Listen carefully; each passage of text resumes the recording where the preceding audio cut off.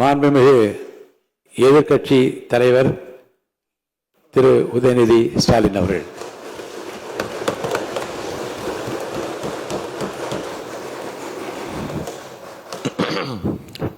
மாண்புமிகு பேரவைத் தலைவர் அவர்களே, துணைத் தலைவர் அவர்களே, முதலமைச்சர் அவர்களே,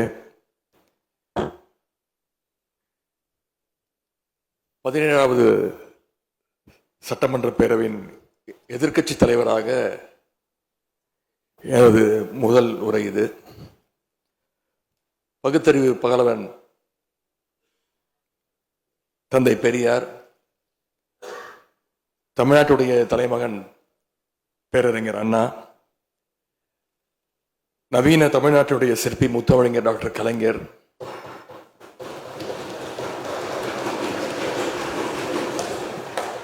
இந்தியாவுக்கே வழிகாட்டிய திராவிட மாடல் ஆட்சியை தந்த திராவிட முன்னேற்ற கழகத்துடைய தலைவர் திரு முத்துவேல் கருணாநிதி ஸ்டாலின் என எங்களுடைய தலைவர்களை எல்லாம் வணங்கி என்னுடைய இந்த உரையை துவங்குகின்றேன். முதல்ல என்னை 2வது முறையாக தேர்ந்தெடுத்து இந்த சட்டமன்றத்திற்கு அனுப்பிய என்னுடைய சேப்பாக்கம் திருவல்லிக்கேணி தொகுதி மக்களுக்கு என்னுடைய நன்றியை நான் இங்கே தெரிவித்துக் கொள்கின்றேன். அதே போல எங்கள் தலைவர் தலைமையிலான திராவிட முன்னேற்ற கழகத்துடைய கூட்டணிக்கு 1,52,82,782 வாக்குகளை தந்த தமிழ்நாட்டு மக்களுக்கு என்னுடைய நன்றியை நான் தெரிவித்துக் கொள்கின்றேன். அதேபோல எங்களுடைய கூட்டணி சட்டமன்ற உறுப்பினருடைய வெற்றிக்காக உழைத்த திராவிட முன்னேற்ற கழகத்துடைய அனைத்து நிர்வாகிகளுக்கும், முத்தமிழறிஞர் டாக்டர் கலைஞருடைய உயிரினும் மேலான அன்பு உடன்பிறப்புகளுக்கும்,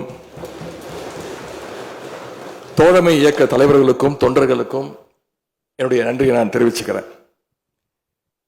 இந்த அவையில என் கூட நின்று எனக்கு வழிகாட்டக்கூடிய எதிர்க்கட்சி துணைத் தலைவர் அண்ணன் திரு KN நேரு அவர்களுக்கும், எங்களுடைய கொறடா அண்ணன் வேலு அவர்களுக்கும், துணை கொறடா அண்ணன் திரு கோவி செழியன், செயலாளர் அண்ணன் திரு தங்கம் தென்னரசு, பொருளாளர் அண்ணன் திரு MRK பன்னீர்செல்வம் ஆகியோருக்கும், கழக சட்டமன்ற உறுப்பினர்களுக்கும் என்னுடைய நன்றியை நான் தெரிவிச்சுக்கிறேன்.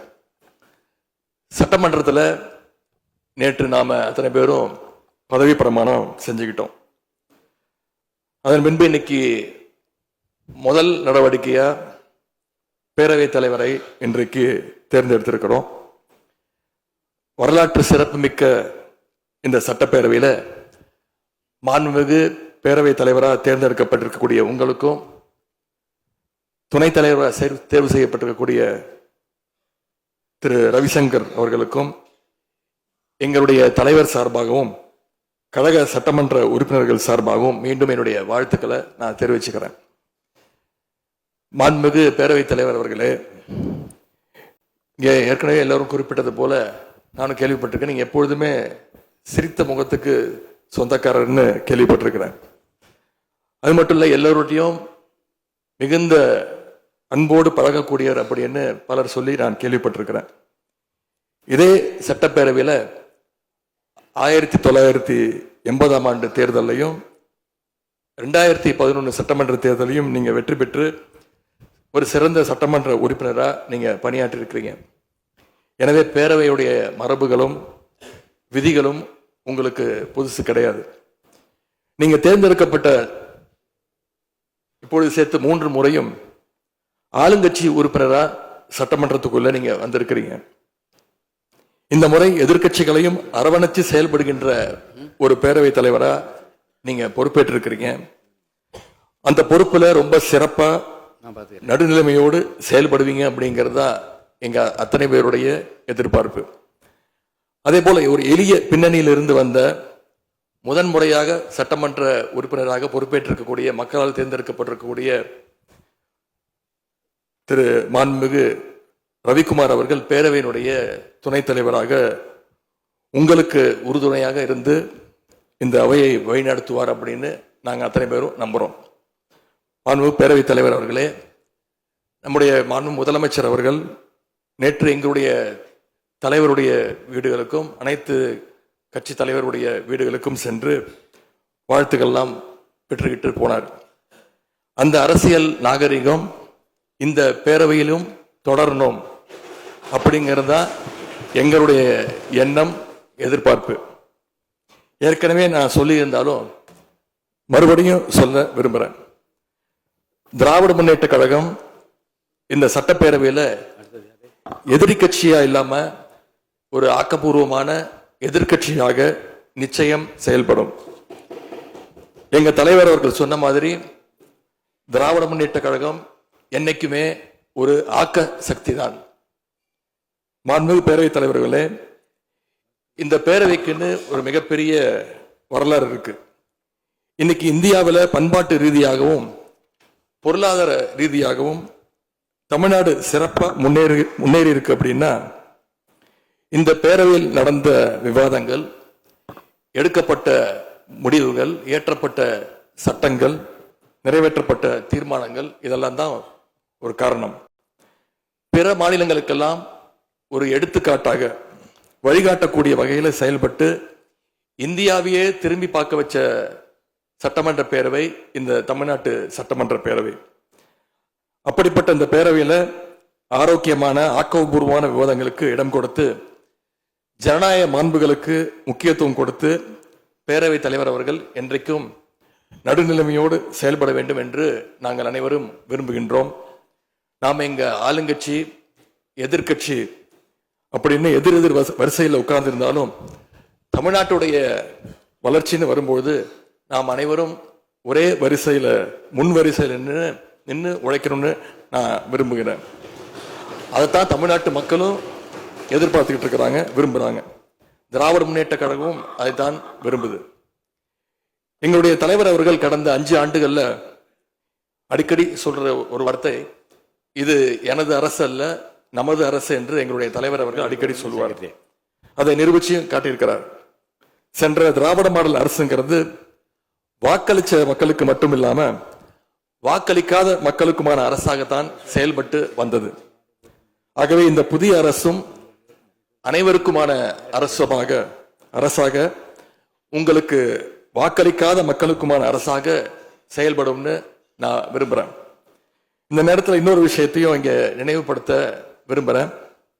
மாண்புமிகு பேரவைத் தலைவர் அவர்களும் மாண்புமிகு முதலமைச்சர் அவர்களும் இன்னைக்கு எதிர்கட்சி தலைவராக இருக்கிற நானும் ஒரே காலேஜில் படிச்ச ஓல்டு ஸ்டூடெண்ட்ஸ். ஒரே காலேஜில் நாம படிச்சிருந்தாலும் அரசாங்கத்தை நடத்துறதுல திமுக தான் சீனியர் பேட்ச். அது உங்களுக்கு தெரியும். 1967 ஆட்சிக்கு வந்தது திமுக தான். நாங்கள் தான் சீனியர்ஸ்.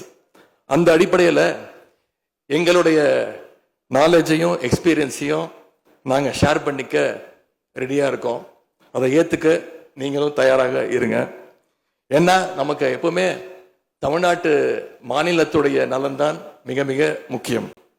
மாண்புமிகு பேரவைத் தலைவர் அவர்களே, நீங்க போட்டியின்றி தேர்வாகியிருக்கீங்க.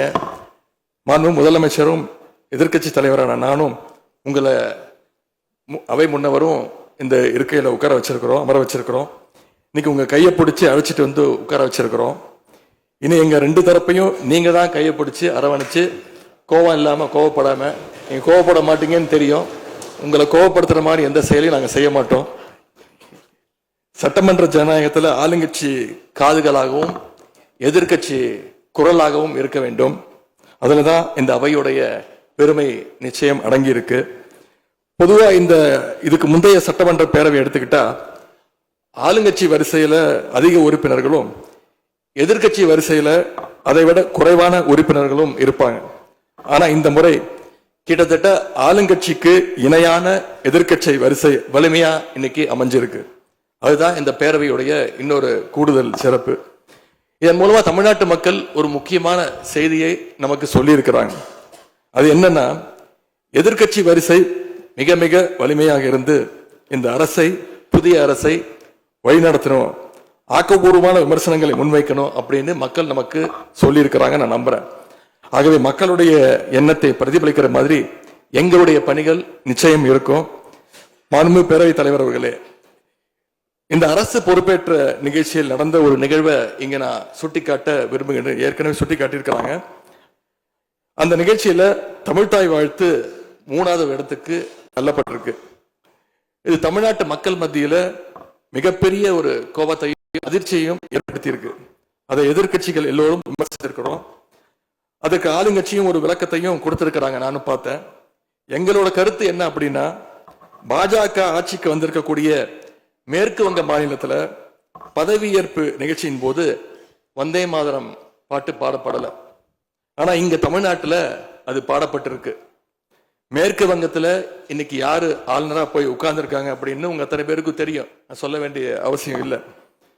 அவர் இங்க ஆளுநரா இருந்தப்போ தமிழ்நாடு சட்டமன்ற பேரவையில தமிழ்தாய் வாழ்த்துக்கு முன்னாடி தேசிய கீதம் பாடணும்னு பேரவையினுடைய மரபையே மாத்த சொன்னவர் தான் இன்னைக்கு மேற்கு வங்கத்தில் ஆளுநரா இருக்கிறார்.